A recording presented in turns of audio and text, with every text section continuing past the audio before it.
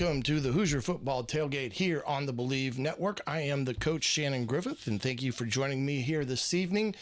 I would like for you to do me a favor, though, if you could, do a couple things. One, go to the YouTube channel, hit the subscribe button and also the notification bell so you are notified when I drop a video. If you could head over to Apple Podcast and provide me a rating and a review, that would also be greatly appreciated, as we are trying to again get this thing off the ground and get it out to as many people as humanly possible. So if you could help me do that, I would greatly appreciate it. Well, here tonight, we're going to take a look at this Maryland football club that Indiana plays at 3:30 on the Big Ten Network.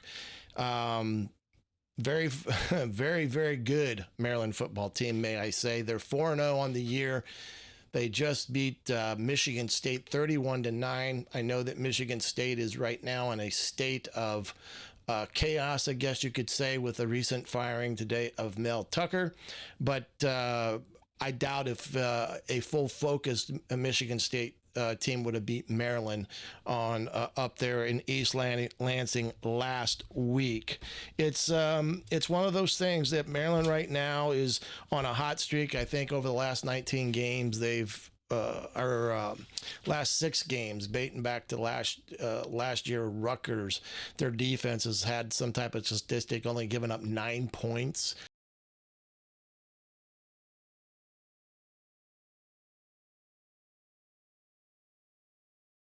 Taulia Tagovailoa, he is on fire right now. He's completing over 65% of his passes for over 112 yards, 8 touchdowns on the year, and he is just one of those players that is truly interesting to watch on the field. He can make you pay if you make a lot of mistakes, and he can do it not just throwing it. He can get out on the run and also do some damage with his legs when he has to. It's one of those teams that Mike Locksley and his rebuild has got them back to the point now where they're, getting themselves in some national recognition. They got some players that are on the Blitnikoff Award list. They've got some players that are in the top, tier of the Big Ten when you think about that. But overall, really good football team, and somebody that IU is going to have to play very good to beat on Saturday afternoon. One thing I wanted to pass along too, we are a part of Bet Online here at Bleav Network. They are your number one informational source for all things sports wagering info, with all up to the minute stats, news, scores, matchups, breakdown, you name it. They've got it, and very appreciative of them being a part of me. But Bet Online is where the game starts, and if you could visit them, you can also get yourself a situation that you could use our promo code Bleav for 50% on betonline.ag and open an account with them today.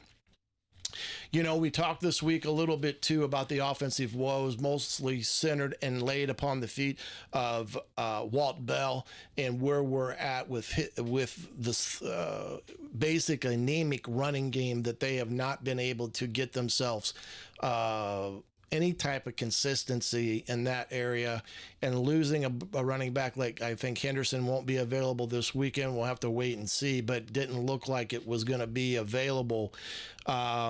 IU's offensive running game was really almost non-existent against Akron.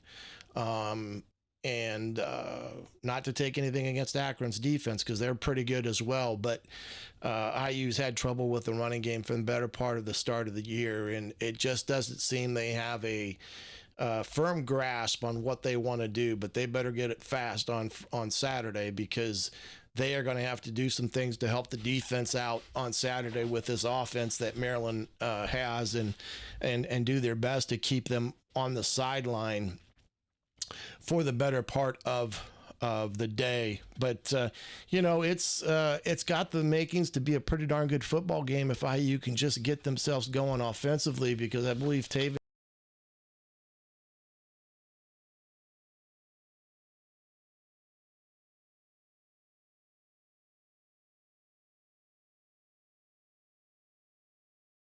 he can put touch on the ball when he needs to, all those good things. But Offensively speaking, there's been a lot of call about Walt Bell and the potentiality of, doing something there, be it firing or relieving him of his duties as the offensive coordinator. I Bleav there was a comment during Coach Allen's radio show where a listener got up and spoke pretty bluntly and made the comment to the extent of it's a business.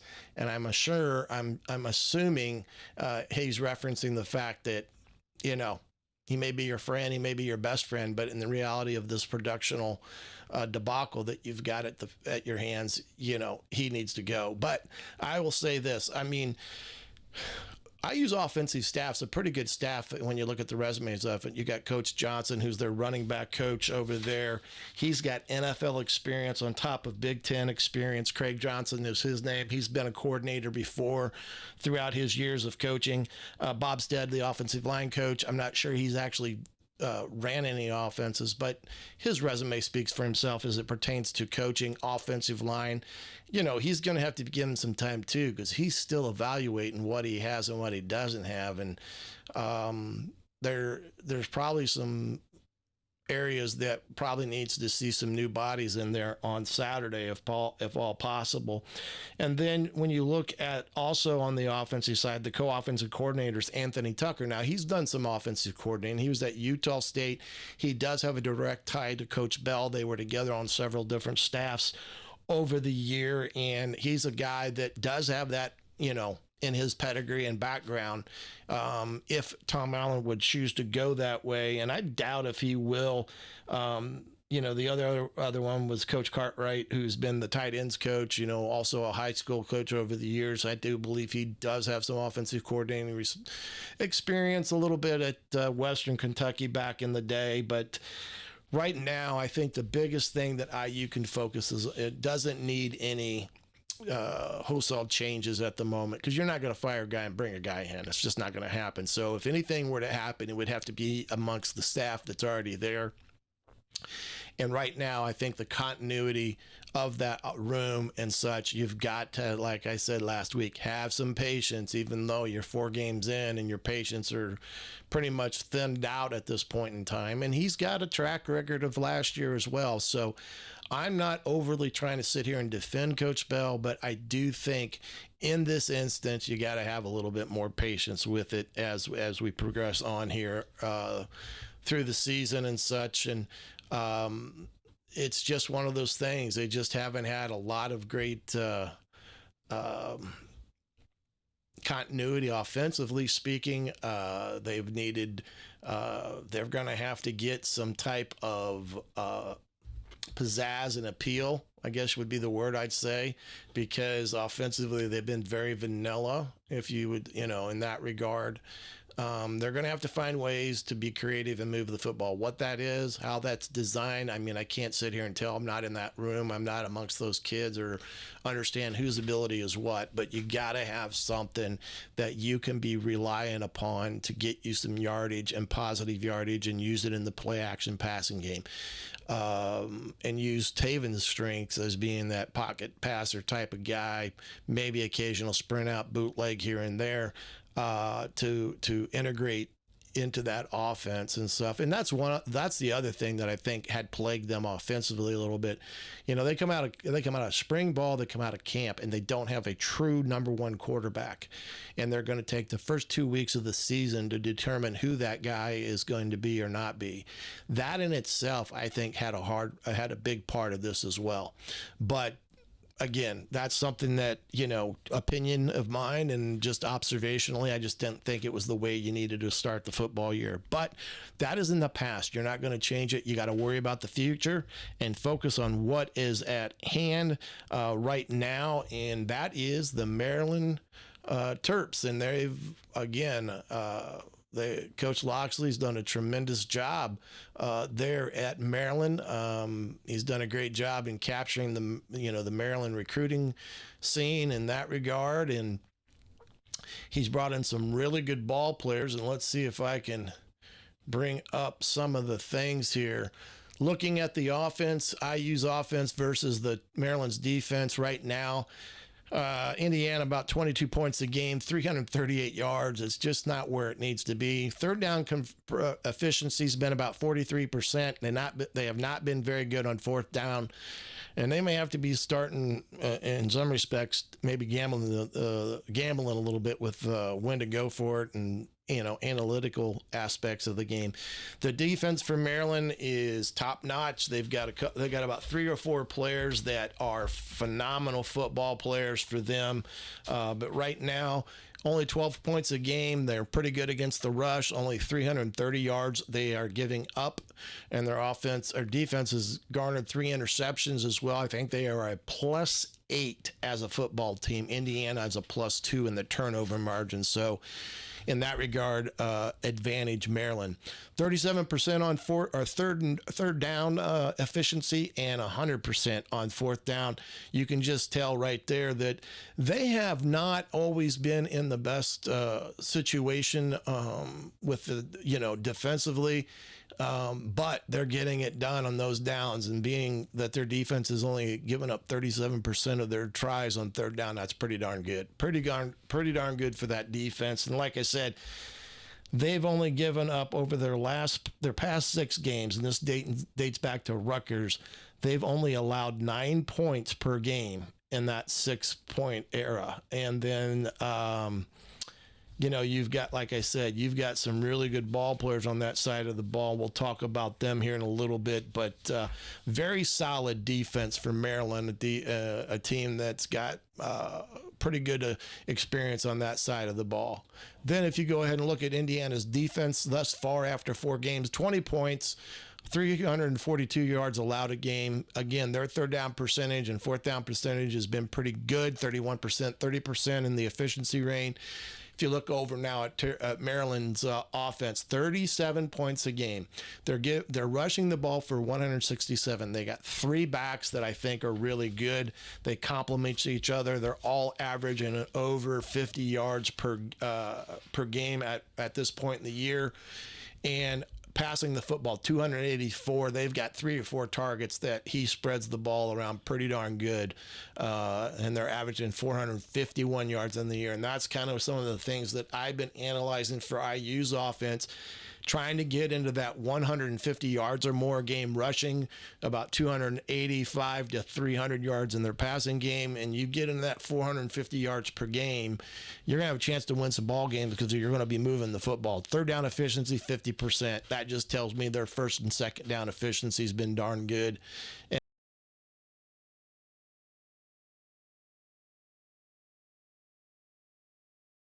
You can see that the Hoosiers are going to have their hands full when it comes to this Maryland football team on Saturday afternoon at 3:30. Going to get up some video here and see if we can get that going and see what we can derive from this. Hopefully it runs smoothly. This is some of their game on Saturday against Michigan State. I'm going to try to get us back to the beginning here. I don't think, let's see here. Let's get her back to the beginning and see if we can do that. Okay. There we go.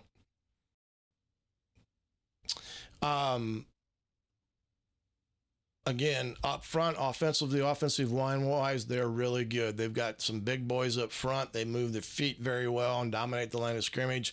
Hard play action pass. This wasn't a great one on Saturday. He throws it in the dirt, and as you can see, there wasn't many opportunities there because Michigan State's defense did do a good job of reading it. And you can bet that Taulia was pretty conscious of that. He has matured in his last couple years. There's one thing that I think it's very much that he's done is grown up a bit. This is where he does a great job. He gets the ball in and out of his hands quick. Good transfer of the weight there from a quarterback perspective. Good route down here at the bottom, just a little hitch route, pitch and catch, and you got 7 yards.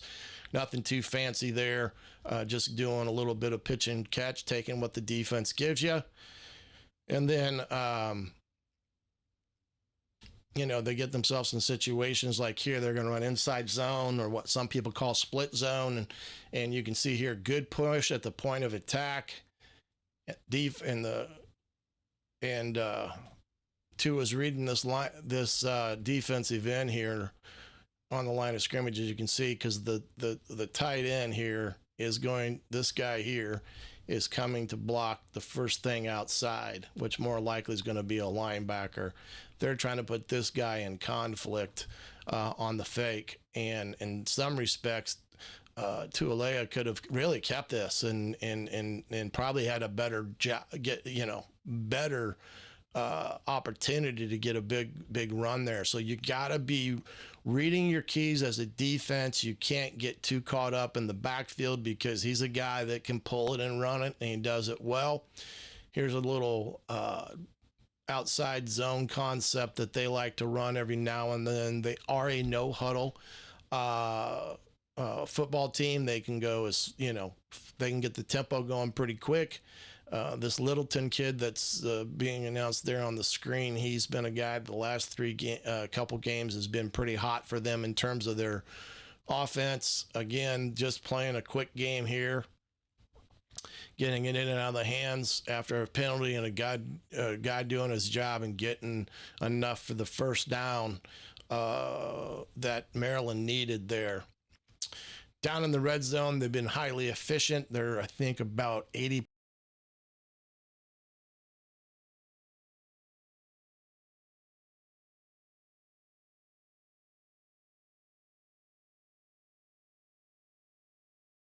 And then they come right back and they're going to try it again with the receiver.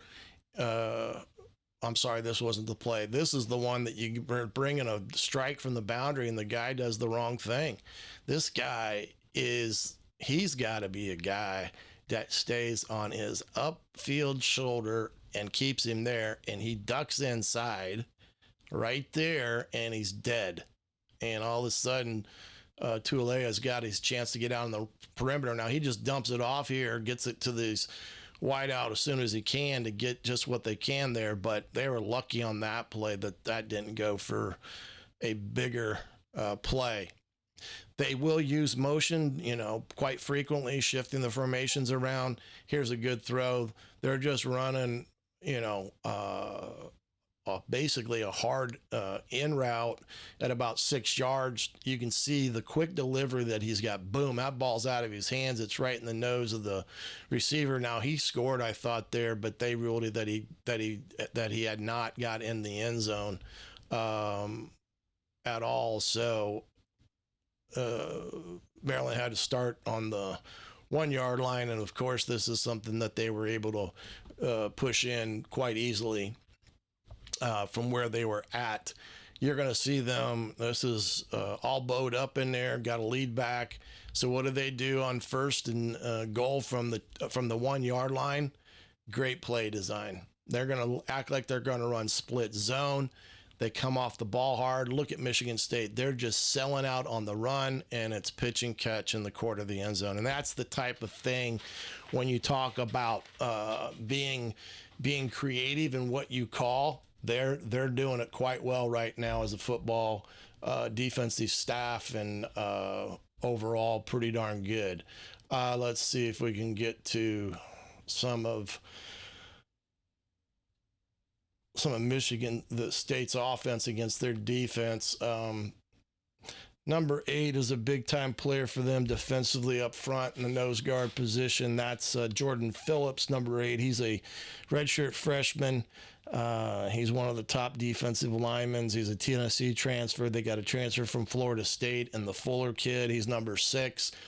So they've gotten some portal guys that have helped them up front on the defensive line this year as well. And then in the second linebacking crew, you got the Barham kid that's only a freshman.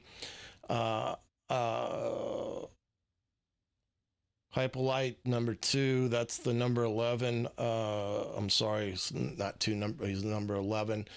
He's another good linebacker for them. And then Braid and Trader are the 2 safeties that are really good.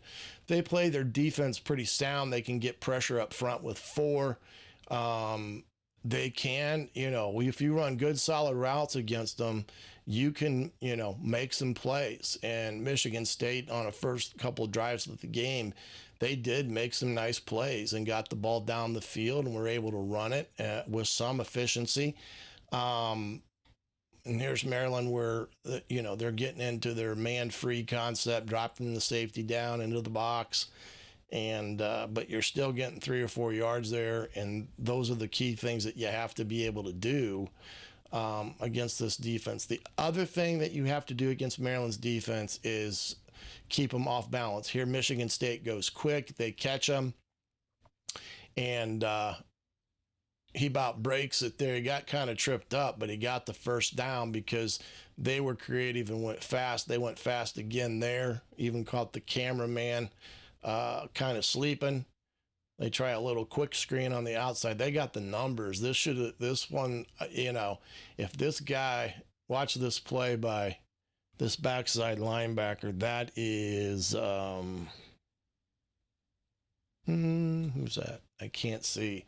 But what a play did he make? He came from all the way. This is the guy that ends up making the play. He comes all the way from the right side linebacking position, because if he doesn't make that play, that's a touchdown.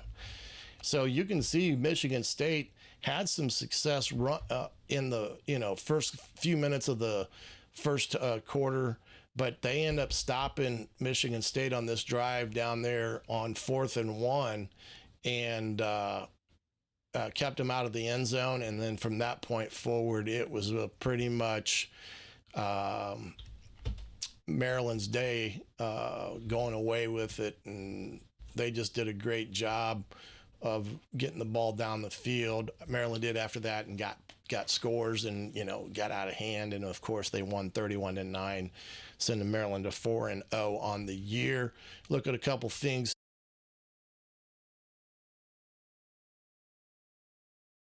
aware of course, we've talked about Taulia and his abilities as a quarterback and leader. The Hemby running back 24, he's a Doak Walker kid, averaging 64 yards a game. Colby McDonald is their leading rusher the past 2 ball games. He's averaging about 51 yards a game. The tight end, I think it's Dyches, is caught a pass in 18 straight games, and he's got the 5th highest. He's the 5th highest rated tight end in all of FBS. So you can tell right there that he already commits a challenge as a tight end that can not only get the ball, do things in the running game, but as well as the passing game. The Prather kid, he's the leading receiver thus far this year. He's 6'4", 212 pounds. So a big boy, not too, decent speeds, but his size is what plays into his advantages, especially down in the red zone. Jayshon Jones is the one kid. He's got 13 receptions on the year, almost 200 yards, a couple touchdowns. And again, you got the Fuller guy. He was the a defensive lineman, the Florida State transfer, 6'3", 266 pounds. He's been a beast for him up front, as has Phillips, the Tennessee transfer. He's a big boy. He's rated to the 47th best defensive tackle by 247 Sports. So he's in a pretty good company there. The Barham kid, the freshman, one of the top rated linebackers in the Big Ten, per that PFF website that kind of gives a grade each and every week on players throughout the country. So he's done quite well in that arena, getting that. Then the Hypolite kid, 4-year starter at linebacker for him, very solid player. He's been very good in terms of defensively being a leader and getting the job done quite effectively. I think in the first half, he had 4 solo tackles at Michigan State last week. So he leads, he's been quite active in the first 4 games of the season. Tarheeb is the corner that leads the nation in interceptions at 3. Number 4, he's a really good ball hawk, really understands playing the quarterback's eyes in the braid, and leads the strong safety. Number 2 leads the team in tackles with 23 on the year. So you can see quite definitely by the list of names there, they've got a number of guys that have lended themselves in this 4-0 start. And, injuries have not been a part of their, anything this year as of yet. Again, what they've done up in this time until, Locke is done building up this program there at Maryland after being down in some scandal things prior to him coming on board. He's done a really good job. He's probably done one of the better jobs in the country in terms of turning a place around. And him and probably Lance Leipold, who's out of Kansas. Now, if you look at it, what does IU got to do? I mean, what is it Indiana can do Saturday to get a win? And any team is possible of winning on any given Saturday. IU, even though I think they're 2 touchdown underdogs, maybe 3 in this ball game. What can they do to give them a chance to win this game on Saturday? First and foremost, they got to double what Maryland's given up defensively. They got to score 24 points. They have to get 24 points. And in that regard, that's going to double the output on the year for what Maryland has done as it pertains so far. They've got to rush the ball. How that's going to come, I don't know. But you've got to get yourself of 124 yards rushing and somewhere around 275 yards passing or more. If they can do that, that will go a long way in helping right here getting those 24 points. Then on the defense, must contain Taulia. You got to stay in coverage. You can't come off of a guy because you see him running around, because as soon as you do that, he reads it, throws it right over your head, and it's a big touchdown or a big play. And that's what the offense also for IU needs. They need those explosive plays again this week. They need more than what they got against Akron. Camper and crew have got to do a good job on the outside of trying to utilize some of their speed and some of their height. And then I think Taven, if he can get in a rhythm, he'll be able to deliver the football, and hopefully a run game will help protect him. But the defense has got to contain Taulia. They've got to find ways up front. They're going to have to find ways to establish a dominant pass rush to get pressure on him. They got to force him to make quick decisions, and hopefully those will lead into turnovers. From a defensive perspective, and it goes a long way. Like I said, Maryland is a +8 in the turnover battle this year. I think IU's in at a +2. The other thing that will help the defense with some of their stuff is if IU can control the clock some in this ball game. Hold Maryland to 375 yards for the game. That would be a yeoman's day work in doing so. And again, some of the timing changes this year has limited offenses to 2 less possessions a game than they normally would have averaged last year with the new clock rules. So if IU can do their part in the possession of the ball, keeping Maryland's offense on the sideline, that'll go a long way in helping the defense do what they need to do in containing and holding them to about 375 yards. And then find a way to steal a possession. That may be via special teams. They did against Louisville. They need to find a way to do it this week, whether it's faking a punt, whether it's another onside, surprise onside, or if they can just block a punt, that would be great. Something that could change the momentum in a positive factor. And then some of the key statistics here. Maryland's 14-5 of their last 19 games. And I said this earlier, defense has only given up 9 points thus far over the last 6 games, dating back to last year, the Rutgers game, I believe, from that standpoint. But,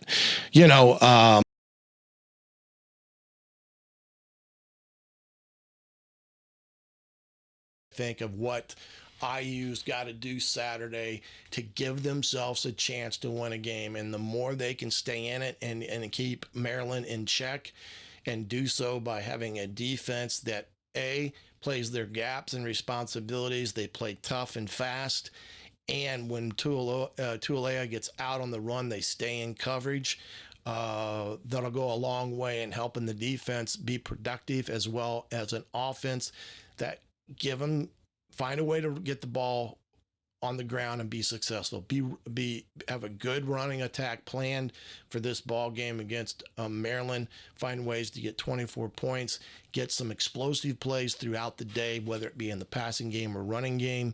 Get Taven into a rhythm as much as humanly possible early on in the game. I think if you can get him in a rhythm, that will go a long way for his confidence, because I still think there's a little bit of doubt in his eyes and mind. So these are the things that I think they can do. They can get a chance to do this and get a win down in Maryland. It's a tough place to play and win, but anybody can beat anybody any given Saturday afternoon in the game of college football. It's you see it all the time throughout the season. You'll see a team that you would thought had no business beating the team they were playing, and they find a way to do it. This is one of those games that IU needs to reach deep into the old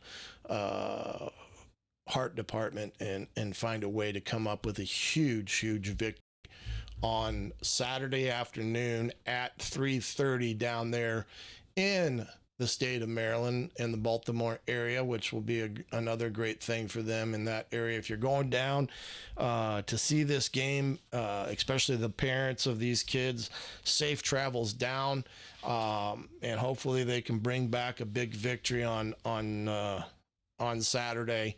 3:30 kickoff, remember, on BTN. You can find that game on the Big Ten Network. And, of course, you can find it, Bleav broadcast-wise, on Sirius XM at some point. You can search for it and find it. I don't know off the top of my head where those frequencies are for this week on the Sirius XM app and everything. Thanks again to Bet Online. If you head over to betonline.ag, you can get into the action. You can use the promo code Bleav. And I'll leave that also in the description of this video to get a 50% welcome bonus on your first deposit. And they got a lot of things there. You've got your, basic bets that you can do. You can do some parlays. You can do some in-game parlays and things of that nature. I have to admit, I will bet here and there every once in a while if I feel like I've got a pretty good shot. But if you can get over there, again, use the promo code Bleav to Bet Online AG. You get a 50% welcome bonus on your first deposit. Bet Online is where the game starts. Well, I appreciate you joining me here on this Thursday evening for the Hoosier Football Tailgate. I'm the coach, Shannon Griffith. We'll catch you next time. Be safe.